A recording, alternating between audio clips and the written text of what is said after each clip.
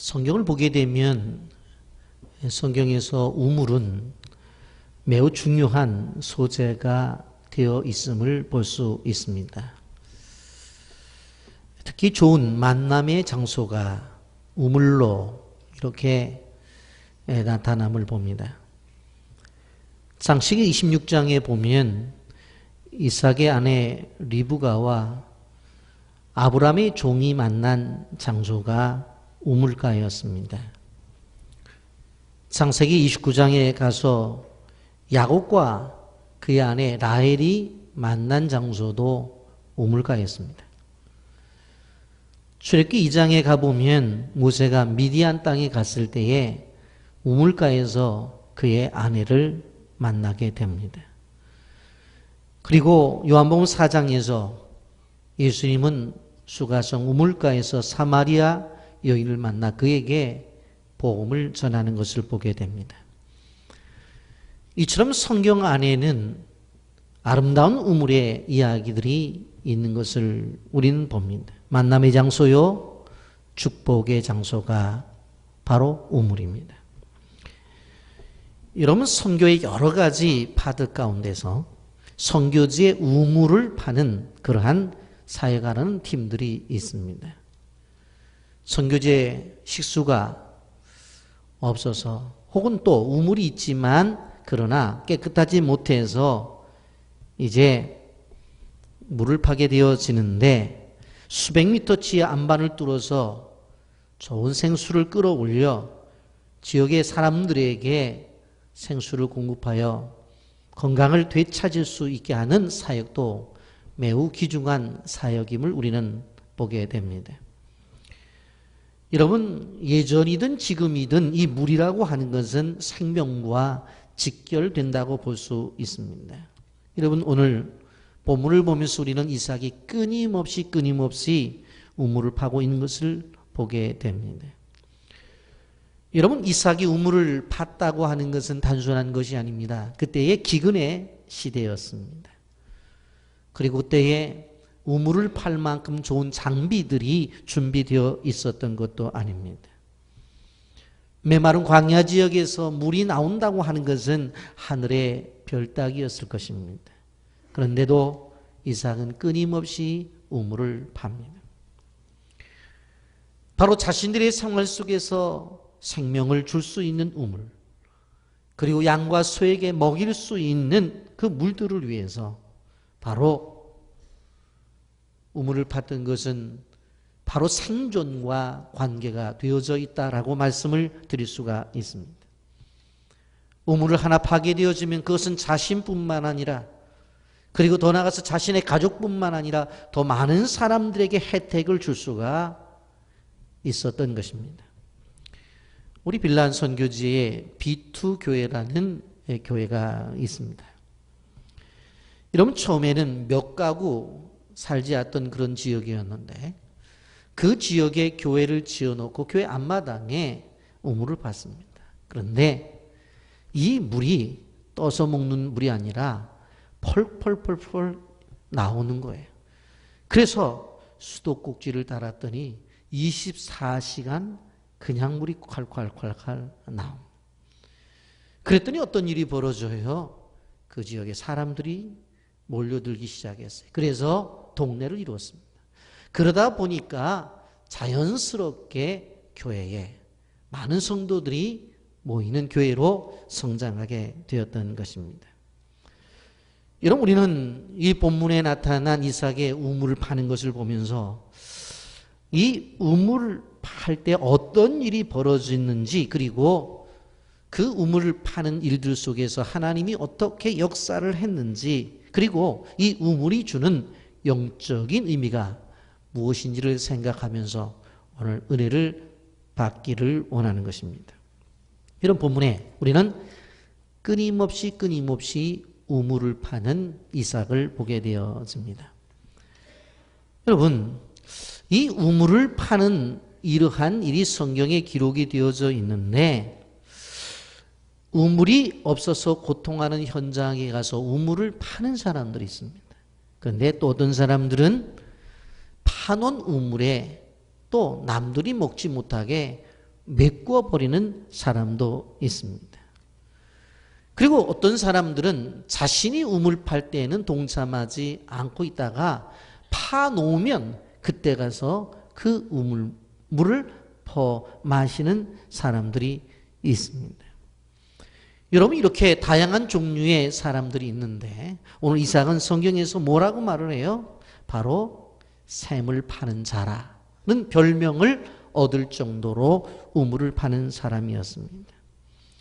여러분, 이삭의 활동 무대가 바로 사막지대였죠. 그러니 우리 생명처럼 귀했습니다. 생존권이 달려져 있습니다. 샘을 많이 확보하는 족속들은 번영하는 그러한 때였던 것입니다. 여러분, 그러니 이 샘에 대해서 쓰라린 기억도 있고 또 기쁜 기억도 있었습니다.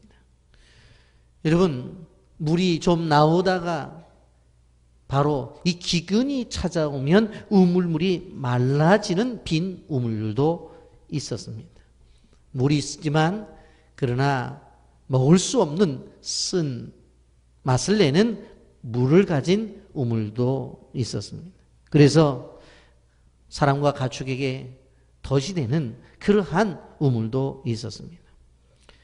여러분, 요셉의 형제들이 요셉이 아버지 심부름을 왔었을 때에 그 옷을 찢고 그 옷에 짐승피를 붙이고서 구덩이에 집어넣죠. 그 우물이, 그 구덩이가 뭐예요? 바로 물이 나오지 않는 그러한 그러한 우물이었습니다.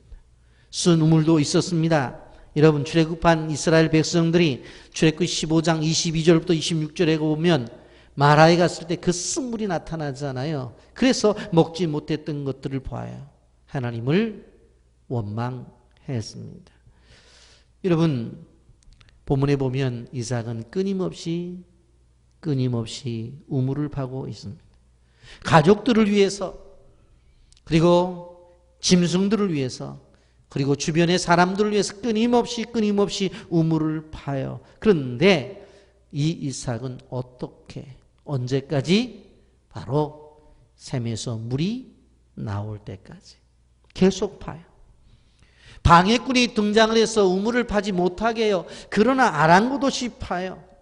다른 사람들이 와서 회방을 놀아요. 그래 또 아랑곳없이 끝까지 우물을 파요. 바로 물이 나올 때까지. 여러분, 여기에 우리는 이삭의 우물 파는 일에 있어서 감동을 보게 되어지는 것입니다.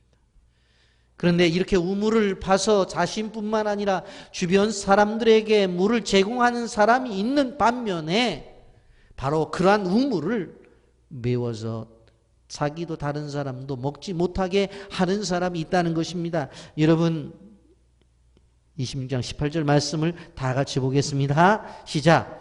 그 아버지 아브라함 때에 파던 우물을 다시 팠으니 이는 아브라함이 죽은 후에 블레셋 사람이 그 우물을 메웠습니다. 이삭이 그 우물들의 이름을 그가 아버지가 부르던 이름으로 불렀더라. 여기에 우물을 메우는 사람들도 있었다라고 말합니다. 여러분, 우물을 파서 자기도 먹고 다른 사람도 제공하는 사람이 있는 반면에 잘 물의 공급을 받아서 다른 사람, 주변에 많은 사람들이 물을 먹었는데 그걸 먹지도 못하게 메워버리는 사람도 있다라고 하는 것입니다. 전적으로 대조가 되죠. 전적으로 대조가 돼요. 없는 곳에 파서 물을 제공하는 사람이 있는 반면에 있는 것도 메꿔버려서 다른 사람을 못 먹게 하는 사람도 있다라고 하는 것입니다. 여러분, 우리가 기억해야 될 것은 무엇인가 하면 우리 자신들을 생각해 봐야 돼. 나는 어떤 존재인가? 나는 우물을 파는 사람들인가? 아니면 있는 우물을 메꿔서 다른 사람도 못 먹게 하는 그러한 회방꾼인가? 한번 생각을 해 봐야 돼. 성경 분명히 우리를 통해서 뭘 말씀하고 있어요? 끊임없이 우물을 파는 존재가 되어진다고 말씀하고 있어요. 그렇다고 한다면 우물을 팔 때 어떻게 되어져야 되느냐? 끝까지 파는 존재인가? 방해꾼이 와서 방해를 하면 아유 못하겠구나 하고 그만두는 존재인지, 우물을 팔 때 회방하는 사람들이 오게 되면 아유 해도 안 되네, 어쩔 수 없지 하면서 포기하는 존재인지 한번 우리 자신들을 생각해 봐야 된다고 하는 것입니다. 성도들은 바로 영적으로 샘을 파는 사람들입니다. 샘을 파되 나올 때까지 파는 사람들입니다. 혹 샘을 파서 잃어버린다 할지라도, 샘을 파서 빼앗긴다 할지라도 이삭처럼 낙심하지 말고 끝까지 샘을 파는 존재가 되어져야 된다고 하는 것입니다. 여러분, 샘을 파는 이야기를 영적으로 한번 비유해 보면 무엇을 상징하느냐? 여러분, 성경에서 샘은, 물은 말씀, 성령으로 비유되는 것을 볼 수가 있습니다. 그럼 우리가 기억해야 될 것은 말씀의 샘을 파라는 거예요. 기도의 샘을 파라는 이야기입니다. 여러분, 본문에서 이삭이 샘을 팠다고 했는데 그것은 단순히 자신들의 먹을 마실 거리로만 팠다고 하는 사실의 의미를 뛰어넘는 것을 바라보게 되었습니다. 여기서 우리는 하나님을 소망하는, 하나님을 갈망하는 이삭의 모습을 볼 수가 있습니다. 여러분, 샘을 판 자가 샘을 먼저 마시고 그것을 나누는 것 당연한 것입니다. 목마른 사람들에게 제공하는 것이 당연한 것입니다. 그러나 이 말씀은 우리의 삶을 통해서 그리스도인들이 가져야 될 그러한 믿음의 생각과 사고와 가치관, 삶의 방법을 이야기합니다. 시편 84편 4절부터 6절까지 보면 주의 집에 사는 자들은 복이 있나니 그들이 항상 주를 찬송하리다. 주께 힘을 얻고 그 마음의 시온에 대로가 있는 자는 복이 있나이다. 그들이 눈물 골짜기로 지나갈 때에 그곳에 많은 샘이 있을 것이며 이른 비가 복을 채워주나이다. 여기 뭐라고 말씀을 했어요? 주의 집에 사는 자가 복이 있다라고 말을 하면서 여러분, 그들이 눈물 골짜기로 지나갈 때, 인생을 살아가며 힘들고 어렵고 그래서 안 되는 일들이 나타나서 성도들이 눈물을 흘리게 되어질 때에 단순한 눈물이 아니라 그 장소가 하나님이 공급해 주시는 많은 샘이 된다라고 말씀하고 있어요. 그러니 이 우물이라고 하는 것은 단순한 육신을 채워주는 그러한 우물이 아니라 영적인 것을 채워주는 그러한 우물이 될 수 있다라고 하는 말씀입니다. 여러분, 메마른 광야에서 우물을 파게 되어질 때에 얼마나 어렵겠어요. 장비가 제대로 있겠습니까? 없어요. 그런데 그 우물을 판다고 하는 것이 얼마나 힘들겠어요. 물이 나오는 것이 요즘 말로 말하자면 호미 갔다가 깔짝깔짝 대니까 물이 퍽 나오는 게 아니란 말이에요. 파다가 보면 바로 돌도 나오고 돌을 골라내야 되죠. 큰 안반이 나올 때도 있어요. 그러한 것들을 뚫고 내려가게 되어질 때에 그곳에서 물이 나오는 거예요. 여러분, 우리 선교지에 라말라 교회라고 하는 곳이 있습니다.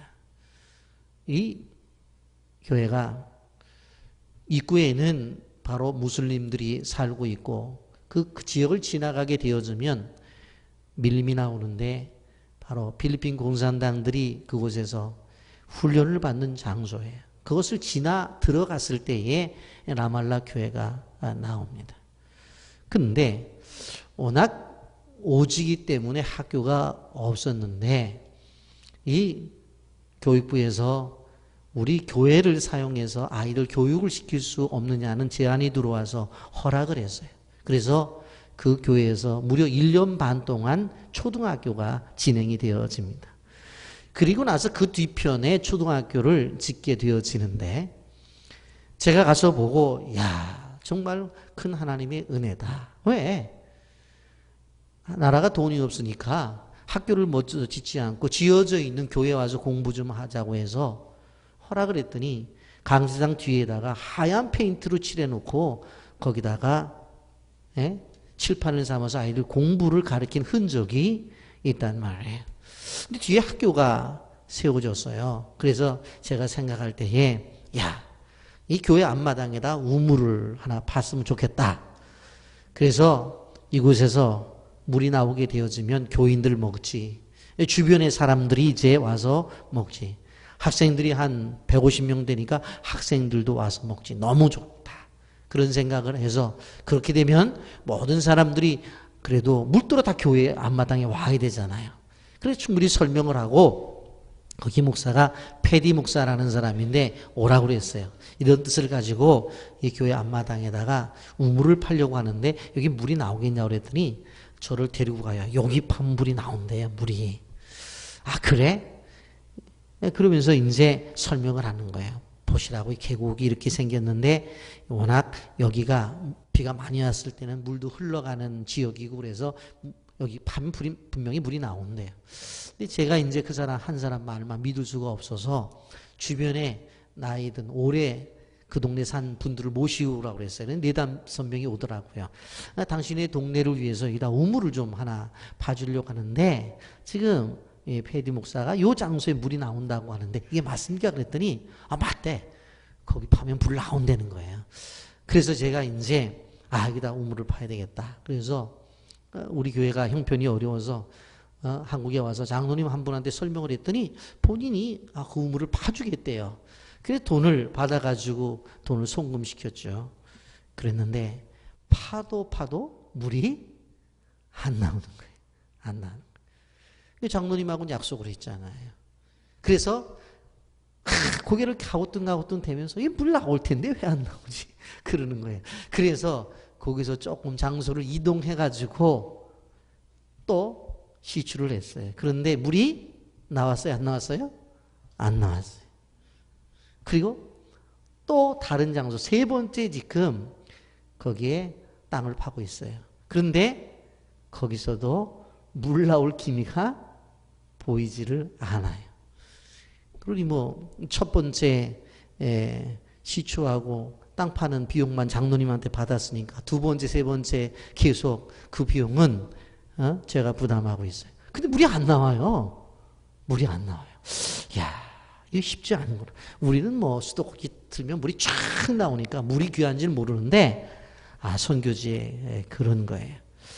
여러분, 이렇기 때문에 제가 그 라말라 교회 사역자한테 뭐라고 얘기했죠?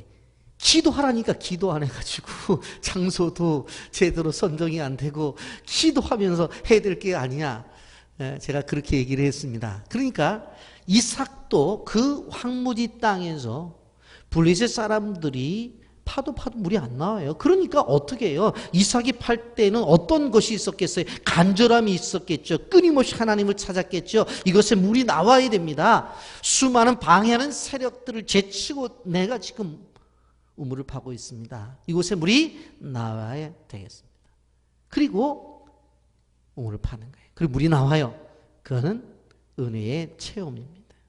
여러분, 20세기 최고의 강해 설교자 가운데서 마틴 로이드 존스라고 하는 목사님이 계십니다.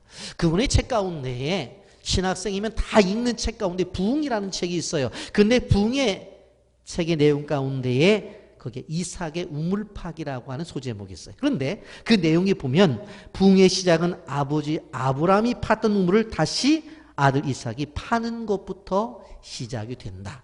그렇게 명시하고 있어요. 여러분, 이 뜻이 무슨 뜻이냐면 특별히 한국 교회 성도들은 잘 적용할 수가 있어요. 자, 우리가 부흥을 원하잖아요. 그렇잖아요? 다 부흥을 원하잖아요. 그렇다고 한다면 이 부흥은 어디서부터? 우리 선조 시대의 우물을 팠던 것들을 기억해야 된다. 그걸 생각해내서 다시 회복이 되어져야 된다는 거예요. 우리 선조들이 했던 게 뭡니까? 부흥을 맛봤던 게 뭐예요? 부흥사경이라고 하는 거예요. 여러분, 한국의 부흥사경에 여러분 대단한 것이었어요. 한번 부흥사경에 시작하면 일주일, 2주일 안 해요. 한 달씩 했어요. 한 달씩.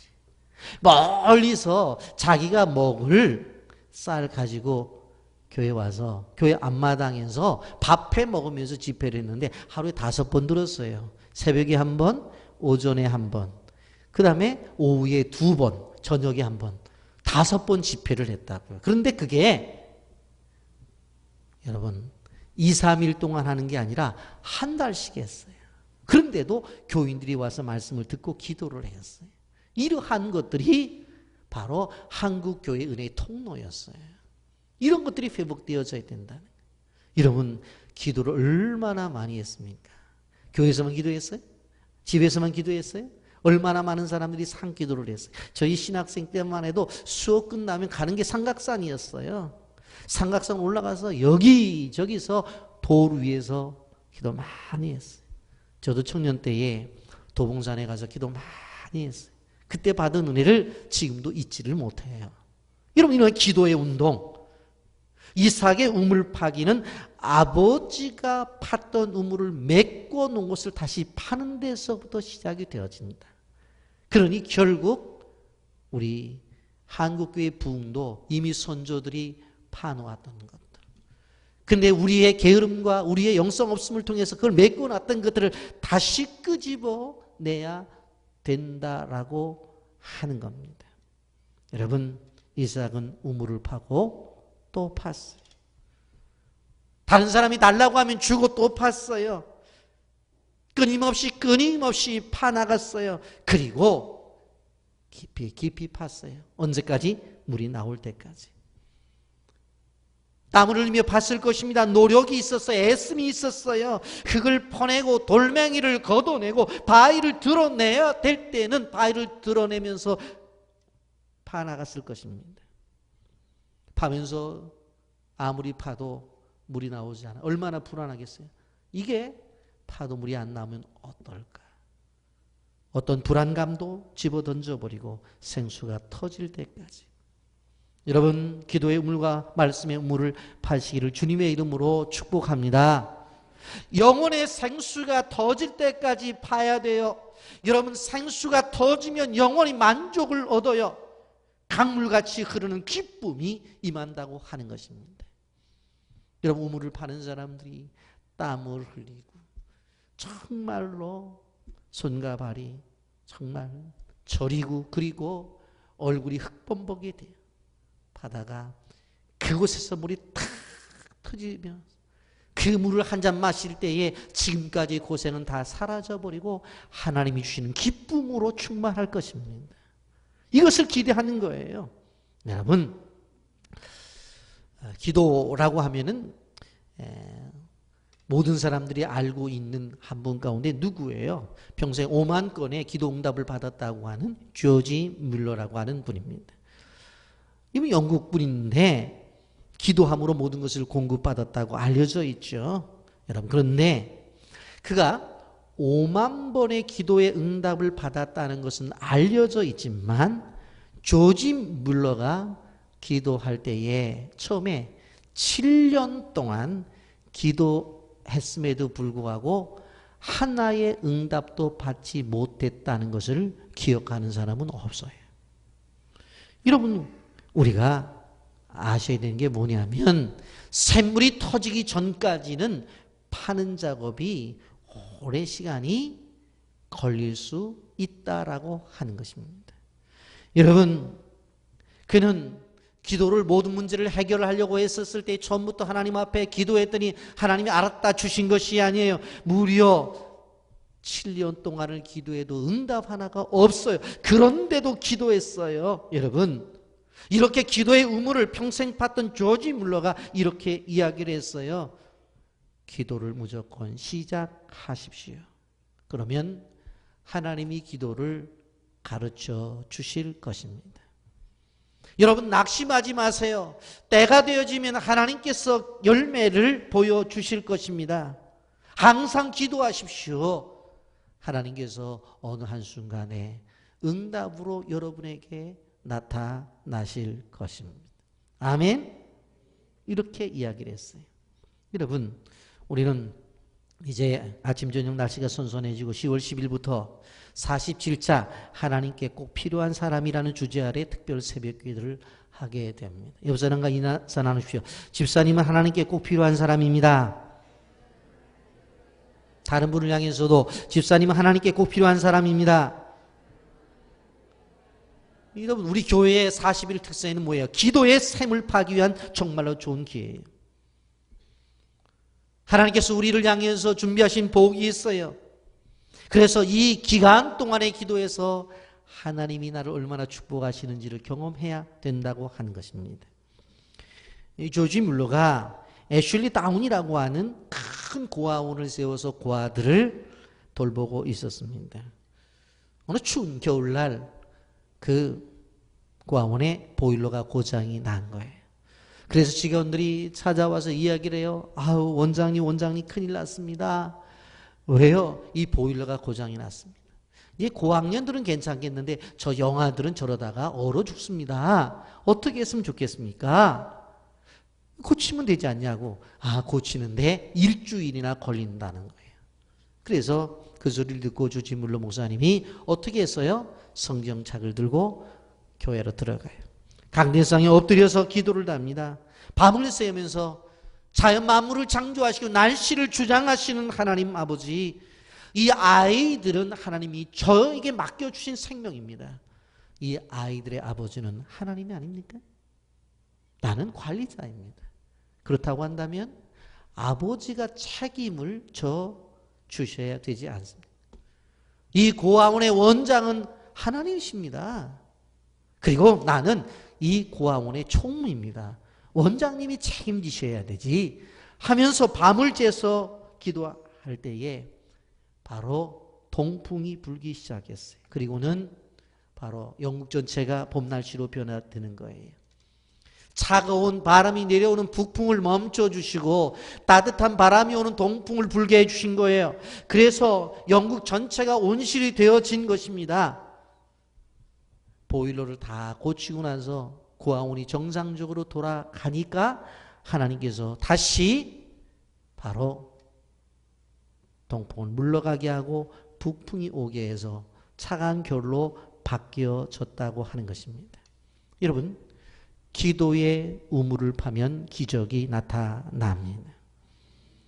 사람들이 불가능하다고 말하는 것은 바로 우리가 기도의 우물을 통해서 하나님의 해결을 봐야 되는 일들이라고 하는 거예요. 여러분, 이것이 그리스도인의 특권입니다. 하나님은 하늘의 땅의 모든 권세를 지니고 계신 분이에요. 믿음을 가지고 나가보세요. 기도의 샘을 파십시오. 여러분, 하나님께서 응답을 주시려고 준비하고 계신다는 것을 기억해야 돼요. 조지 뮬러의 하나님이 지금 우리의 하나님이 되셔서 우리 앞에 계신다고 하는 것입니다. 여러분, 지금 우리나라 현실을 보십시오. 북미의 관계는 최악의 상황으로 접어들었습니다. 외신을 보게 되면 곧 전쟁이 터질 것처럼 위험하다고 해요. 프랑스나 오스트리아는 바로 내년 평창 동계올림픽에 위험하기 때문에, 불안하기 때문에 선수단을 보낼 수 없대요. 여러분, 이런 것들이 파급되어지면 내년 평창 올림픽이 어떻게 진행될지를 몰라요. 이러한 국가적인 위기 속에서 국가의 지도자의 선택도 중요하지만 저는 감히 여러분들에게 말씀드리는 것이 뭐냐면 그리스도인들의 기도가 무엇보다도 중요하다고 하는 것을 우리는 알아야 되는 것입니다. 그래서 우리는 기도의 우물을 파야 되는 거예요. 조지 뮬러처럼 남대의 주님 앞에 나가서 무릎 꿇고 기도해야 돼요. 그럴 때 날씨를 변화시켜 주신 하나님께서 우리의 기도를 들어주시는 거예요. 여러분, 우리가 새벽 기도 때 예레미야서를 묵상하고 있는데 예레미야 시대에 하나님 뭐라고 말씀하세요? 한 명의 의인이 있더라도 이 백성을 구원시켜 주시겠다 그랬어요. 여러분, 창세기 강의를 쭉 공부를 하면서 제가 소돔과 고모라 성을 강의할 때 뭐라고 말을 했어요? 소돔과 고모라 성이 멸망을 당한 것은 소돔과 고모라의 죄악이 많아서 멸망을 당한 것이 아니라 소돔 성에 의인 10명이 없어서 멸망을 당했다고 말씀을 드렸어요. 기억나시죠? 기억나시죠? 이 시대도 마찬가지예요. 세상에 죄악이 너무나 많아요. 그런데 이런 정말 타락한 세상, 말세라고 하는 거 누구나 공감해요. 저도 공감해요. 그러나 중요한 것은 무엇인가 하면 세상이 아무리 타락했다 할지라도 우리가 하나님 앞에서 바른 사고와 가치관을 가지고 주님만을 믿는 믿음을 가진 의인들이 있으면 세상은 절대로 망하지 않습니다. 그걸 우리가 생각을 가져야 돼. 절대로 소돔과 고모라가 죄가 많아서 멸망당한 게 아니에요. 50명부터 시작되어진 의인이 마지막에 10명이 없어서 그 도성이 멸망을 당한 거예요. 그렇기 때문에 우리가 기억해야 돼요. 우리도 이러한 위기 속에서 벗어나려면 하나님 앞에서 바로 선 하나님의 백성들, 의인이 있어야 돼요. 모든 일들을 예수 그리스도의 십자가 앞에서 주님의 보혈을 의지하고 나가는 믿음의 사람들이 있어야 된다는 거예요. 이러한 우물을 파는 사람들이 있을 때에 이 나라의 안정은 보장되는 거예요. 이 사실을 알아야 돼요. 기도는 핵폭탄보다도 더 힘이 있습니다. 기도는 최고의 권력자들이 가지고 있는 능력보다도 더 큰 능력이 있어요. 왜 그래요? 기도로 하나님을 움직이기 때문에 그래요. 여러분의 가정, 여러분의 사업, 직장, 교회, 어려운 일들 있죠? 여러분, 우리가 기억해야 될 것이 무엇인가 하면 기도의 샘을 파야 돼요. 가정을 위해서도 기도의 샘을 파야 되고, 일터를 위해서, 자녀를 위해서, 교회를 위해서, 건축을 위해서, 이 나라 이민족을 위해서 기도의 샘을 파시기를 예수님의 이름으로 축복합니다. 언제까지? 응답받을 때까지. 응답받을 때까지. 우물을 판 이삭은 물이 나올 때까지 팠다는 것입니다. 때가 되면 하나님께서 응답의 물줄기를 터뜨려 주실 때가 와요. 물이 안 나온다고 낙심하지 마세요. 좌절하지 마세요. 노력과 수고를 아끼지 마세요. 끝까지 기도의 샘을 파십시오. 이삭이 결코 포기하지 아니하고 샘을 파고 또 파고 또 팠던 것처럼 기도의 샘을 인내로 파는 이 가을이 되기를 예수님의 이름으로 축복합니다. 여러분, 이러한 샘을 파면서 진행을 하다가 이삭의 모습을 보게 되어지는데, 이삭은 자기가 판 그러한 우물임에도 불구하고 다른 사람이 달라고 그러면 줘요. 그리고 권리 주장을 포기해요. 권리 주장을 포기해요. 여러분 20절 21절에 보십시오. 그날 목자들이 이삭의 목자 다투어 이르되 이 물은 우리의 것이라 하매 이삭이 그 다툼으로 말미암아 그 우물 이름을 에색이라 하였으며 또 다른 우물을 봤더니 그들이 또 다툼으로 그 이름을 신나라 하였으며. 아니, 이삭이 팠어요. 그런데 와서 뭐라고 말하냐면 이거 자기네들 우물이래. 우물이 우리의 것이래. 그랬더니 이삭이 그냥 가지라고요. 가지래. 그리고 다른 데 가서 또 우물 파는 거예요. 열심히 우물을 파서 물이 나오니까 또 다른 사람들이 와서 야, 이거 우리 거야 그랬더니 그냥 가지라는 거예요. 가지라는 거예요. 여러분, 이삭의 샘을 뺐을 때에 그날 목자들이 와서 시비를 걸어요. 자기들의 샘이래. 그냥 물 좀 얻어먹자. 그런 게 아니라 내 샘이라는 거예요. 그리고는 내보내요. 쫓아보내요. 그럼 다른 곳에 가서 또 우물을 파요. 물 나와요. 그럼 또 와서 자기들 거라는 거예요. 여러분, 이럴 때 이삭이 어떻게 해요? 여러분, 그냥 줘요. 여러분, 우리가 알아야 될 것이 진리의 샘을 파고 참된 신앙의 샘을 파게 될 때에 외부에 저항이 없을 거라는 생각하지 마세요. 저항이 분명히 있습니다. 부딪힐 수 있어요. 그걸 핑계 삼지 마세요. 하나님, 내가 이렇게 기도하면서 샘을 팠는데 방해해요. 나 못하겠어요. 그렇게 하지 말라는 거예요. 내가 말씀대로 순종하면서 이런 세대 속에서 이렇게 살아가고 있어요. 그런데 저렇게 주변에 가까운 친구들이, 가족이 나를 힘들게 해요. 못하게 해요. 그렇게 하지 말라는 거예요. 여기서 보니까 이삭이 샘을 파게 되어질 때 끊임없는 저항 세력과 끊임없는 회방 세력들이 있었어요? 없었어요? 있었어요. 믿음을 지키려면 그렇다고 하는 거예요. 여러분, 그래서 첫 번째 우물을 에색이라고 했죠. 뜻은 다툼이에요. 두 번째 우물은 신나라고 말했어요. 대적함이라고 했어요. 여러분, 우리가 믿음을 가지고 샘을 파면서 저항에 부딪힐 수 있다라고 하는 것을 알아야 돼요. 하나님의 사역을 이루어내면서, 하나님이 주신 비전을 이루어내면서 그냥 잘 될 거라고만 생각하지 마세요. 많은 고난과 역경을 겪어내야 되는 거예요. 그게 없으면 안 되는 거예요. 여러분, 우리가 교회 건축을 하면서도 얼마나 많은 역경을 겪겨내요. 어휴, 내 집 지으려고 그래. 알았다. 얼마가 필요하느냐? 야, 통장나 한번 불러. 그랬더니 오늘 밤 잤더니 아이고, 하나님 제가 불러드릴게요 하고 꿈속에서 딱 해서 구름에다가 딱 남발을 적어줬더니 하나님이 그 다음날 누구한테도 보냈는지 모르는데 건축자금 쫙 들어오고 이러든가요? 아, 이러면 저도 좋겠어요. 근데 그게 아니라고요. 그게. 여러분, 그럴 때 자꾸 핑계를 대요. 아유, 쟤네들 때문에 못 하겠어요. 쟤네들이 회방을 해서 못 하겠어요. 자꾸 그러면 안 돼요.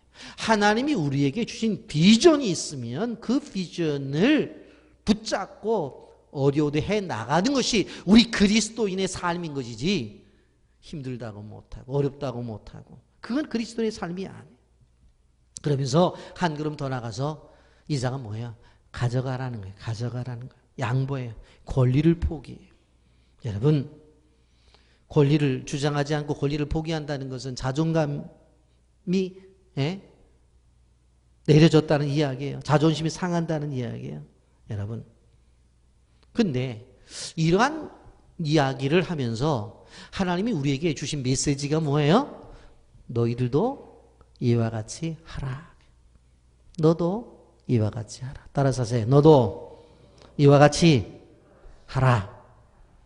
내 것임에도 불구하고 양보할 때 양보하라는 거예요. 내 것임에도 불구하고 권리를 주장하지 않고 내려놓으라는 거예요. 그것이 손해가 되고 억울한 일을 당해도 자존심이 상하더라도 하라는 거예요. 내가 맞더라도 하라는 거예요. 그러면서 뭐라고 말해요? 남에게 주는 것이 이기는 것이고 그것이 내 것이라고 하는 거예요. 여러분, 내가 파놓고서 내 것이었는데 남에게 주는 게 내 것이래. 이론적으로 안 맞잖아요. 이론적으로 안 맞잖아요. 성경 그렇게 말해요. 이번 주간 추석 명절 주간이에요. 목사님이 10계명을 지켜야 되는데 그 가운데 5계명은 꼭 지켜야 된다. 부모를 공경하라고 했으니 해야 되지 해서 그냥 집에서 있는 거 없는 거 다 준비해서 바리바리 싸가지고 부모님께 갔어요. 갔더니 또 보니까 집안이 엉망이에요. 예? 옷 갈아입고서 구석구석 깨끗하게 윤기가 나도록 청소를 다 했어요. 그런데도 보니까 또 모자라는 것이 있어서 음식도 만들어서 또 드렸어요. 그리고 나올 때 또 드시라고 그리고 만난 거 사 드시라고 용돈도 드렸어요. 온몸이 파김치예요. 예? 그렇게 나는 했는데 이런 핑계대고 저런 핑계대고 오지 않는 형제들이 집안에 있습니까? 없습니까? 왜 대답을 안 해요? 2부 예배는 있다고 큰 소리 치던데. 그런 사람들이 있어요. 있다고. 그리고 나서 나중에 무슨 얘기가 들려져요? 음식 해와 때문에, 싱거워 때문에, 짜 때문에 그런 얘기들이 오히려 들려져요. 젊은 아이들 말로 뚜껑 열려요. 따라서 하세요. 그럴 수 있다. 그럴 수 있다. 이것이 하나님의 자녀들이 복받는 길이에요. 여러분, 정말 억울하고 양보하기 싫지만 그러다 보면 손해보는 것 같지만 하나님이 종국에는 축복으로 채워주신다고 하는 것입니다. 여러분, 할 수 있으면 싸움을 피해야 돼요. 싸워서 이득 볼 일이 없기 때문에 그렇습니다. 여러분, 오늘 본문에 3번씩이나 자기값 한 우물을 빼앗기는 일들이 벌어져요. 그런데 하나님께서 그것을 다 내주니까 마지막에는 가장 좋은 우물을 주시잖아요. 여러분, 근데 제가 본문을 보면서 말씀을 준비하면서 생각했어요. 야, 이 양보 쉬운 게 아니에요. 양보도 믿음이 있어야 되는구나. 양보도 믿음이 있어야 돼요. 어떤 믿음일까요? 이거 내주면 하나님이 더 큰 것을 주실 수 있는 믿음. 그 담대함 속에서 다 내주는 거예요. 여러분, 이삭이 새로 얻은 우물을 일으켜서 뭐라고 그랬어요? 르호봇이라고 그랬어요. 여러분, 22절 이삭이 거기서 옮겨 다른 우물을 봤더니 그들이 다투지 아니하였으므로 그 이름을 르호봇이라 하였을 때 이제 여호와께서 우리를 위하여 넓게 하셨으니 이 땅에서 우리가 번성하리로다 했더라. 다 주고 어느 곳에서 땅을 봤는데 거기 가서는 건드리지를 않아. 그런데 주변에도 땅이 무지하게 넓어요. 하나님이 이렇게 축복하시는 거예요. 그러면서 24절에 뭐라고 말해요? 그 밤에 여호와께서 그에게 나타나 이르시되 나는 내 아버지 아브라함의 하나님이니 두려워하지 말라. 내 종 아브라함을 위하여 내가 너와 함께 있어 내게 복을 주어 내 자손이 번성하게 하리라 하신지라. 자녀 축복까지 약속을 해요. 양보는 누가 했어요? 이삭이 했어요. 그런데 그 인생은 누가 책임져요? 하나님이 책임져 주는 거예요. 여러분, 권리 포기는 누가 했어요? 이삭이 했어요. 그런데 은혜는 누가 주고 있어요? 하나님이 주시고 계신 거예요. 여러분, 그러므로 하나님을 믿는 자녀들은 다른 가치를 가져야 돼요. 여러분, 하나님 믿기 때문에 내가 가지고 있는 것을 내려놓고 양보할 수 있고 져줄 수 있는 것이 있어야 돼요. 여러분, 우리에게 까닭없이 다가와 우리 권리를 빼앗으려고 하는 사람과 싸우지 마세요. 이삭에게 배우십시오. 오히려 그들을 위해서 기도하십시오. 당장 손해보는 것 같고 지는 것 같이 보일지 모르지만 하나님께서는 과거보다 더 넓은 것을 주시고 더 큰 것을 주실 것이에요. 그것이 무엇입니까? 르호봇이에요. 그래서 시작하면서 집사님은 르호봇입니다 라고 인사를 한 것이 바로 이 뜻입니다. 여러분, 다시 한번 인사 나눌까요? 집사님은 르호봇입니다. 한국교회가 다른 사람들의 욕을 먹는 이유가 있습니다. 여러 가지 이유가 있겠습니다만은 불신자들의 눈에 보일 때에 교회가 너무 욕심을 부려요. 양보가 없어요. 여러분, 가게를 운영하는 사람들 얘기를 들어보면 유독 와가지고 물건을 심하게 깎는 사람들, 까다로운 사람들 보면은 교회 다니는 사람들이 많다는 거예요. 여러분, 예? 끼리들 놀 때는 지갑을 열고 콩나물 살 때는 가서 시장에 가서 뭐 콩나물 때깔이 어떠니 키가 작으니 크니 싸우는 집사님들도 계셔요. 과일을 고를 때는 왜 얘가 못생겼냐고 그러고. 이거 뭐 어떡할 거예요, 과일 주인이. 여러분, 이삭이 정말 자기 것을 챙기고 이삭이 알뜰해서 복받은 것이 아니에요. 이삭이 손에 안 보려고 머리띠에다 투쟁하고 붙이고 그래서 자기 것을 지켜서 부자가 된 게 아니라고요. 양보했어요. 손해도 봤어요. 그리고 그랄 지역의 불신자들과 싸우려고 하지 않아요. 그냥 주는 거예요. 왜? 하나님이 책임져 주실 줄을 믿었기 때문에. 그리고 이스라엘 백성들이 농사법을 한번 보세요. 농사를 이제 수수할 때 싹 걷어들이지를 않아요. 남겨놔요. 그런데 그 남겨져 있는 것을 누가 가지고 가요? 과부나 고아나 나그네가 걷어가요. 대표적인 게 누구였어요? 룻. 보아스의 논에 가서 밭에 가서 어떻게 했어요? 곡식을 걷어가잖아요. 근데 그들도 다 걷어가지를 않아요. 좀 남겨놔요. 왜? 들짐승이 먹게 하려고. 이게 이스라엘의 농사법이에요. 근데 우리의 농사법은 알뜰한 당신 싹 걷어가는, 쥐새끼도 굶어 죽어라 싹 걷어가는. 근데 이스라엘 사람들이 그러질 않아요. 다른 사람을 향한 배려, 다른 사람을 향한 어떤 마음이 있는 거예요. 여러분, 우리가 기억해야 돼요. 우리가 교인들이 삶 속에서 뭐예요? 내가 져주고 자기 권리를 포기하고 내가 손해보지만 교회 공동체가 유익하다고 한다면 그 길을 택해야 돼요. 자꾸 자기는 옳은데 다른 사람은 틀리다고 주장을 해서는 안 돼요. 내 생각은 옳으니 너는 틀렸다고 이야기해서도 안 돼요. 여러분,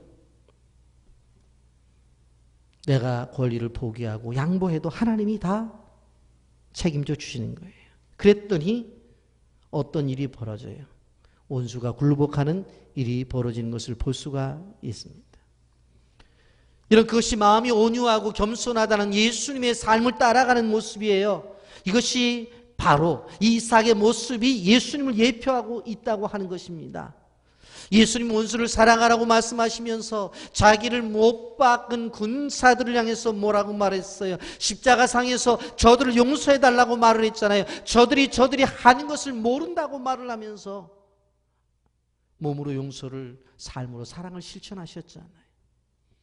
여러분, 우리는 자기의 권리를 포기하고 양보하는, 그래서 원수를 그 앞에서 굴복시키는 이삭의 모습을 우리는 본받아야 되는 것입니다. 여러분, 권리를 주장하고 투쟁을 해서 내 권익을 쟁취하는 것이 현대적인 방법이어도 여러분, 우리는 시대를 초월해서 성경적인 방법으로 살아가야 된다고 하는 것입니다. 이삭은 지난주에 말씀을 드린 것처럼 바로 흉년의 거부가 되었습니다. 남들이 안 될 때 100배의 축복을 받았어요. 왜 그래요? 그의 삶의 모습을 보니까 양보함으로 자기 권리를 주장하고, 그리고 자기 소유를 주장하지 않고 포기함으로 하나님이 그렇게 해주셨어요. 여러분, 그 축복이 26절부터 31절까지 나타나 있어요. 이렇게 복받는 것을 주변에 그럴 사람들이 다 지켜보고 있었어요. 그리고 그들도 깨달아요. 그리고는 이 사람이 특별한 사람이구나. 그리고 정말로 하나님이 함께 하시는 사람이구나. 그리고는 이삭 앞에 나와서 겸손히 고개를 숙여요. 그리고 조약을 맺자고 그래요. 28절 다 같이 읽어볼까요? 시작.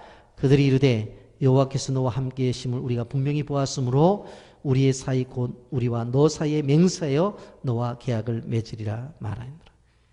우리가 봤더니 넌 하나님이 함께하는 사람이야. 함께하는 사람이야. 그러면서 고개를 숙이고 우리가 조약을 맺자, 그렇게 해요. 얼마 전까지만 해도 우물파물 와서 내 거라고 소리를 지르고 싸웠던 사람들이, 여러분, 세상 사람들은 그리스도인의 양보와 그리스도인이 저줌으로 인해서 오히려 그러한 삶을 통해서 살아계신 하나님을 경험하게 되는 거예요. 여러분, 이것이 복의 근원으로서의 모습입니다. 이삭이 그랄 땅에서 하나님의 놀라운 복을 받은 것, 양보하고 저줌으로 인해서 세상 사람들이 그를 인정하게 된 거예요. 여러분, 원수가 굴복해서 이삭이 위대한 것이 아니라 오히려 저주어서 그것을 통해 하나님의 살아계심을 경험한 그것으로 인해서 바로 하나님의 위대하심이 나타나는 거예요. 우리가 신앙생활하면서 어떻게 하든지 싸워서 이기겠다고 달려들지 마세요. 저주, 양보함으로 인해서 이루어지는 하나님의 나라를 생각해야 된다고 하는 것입니다.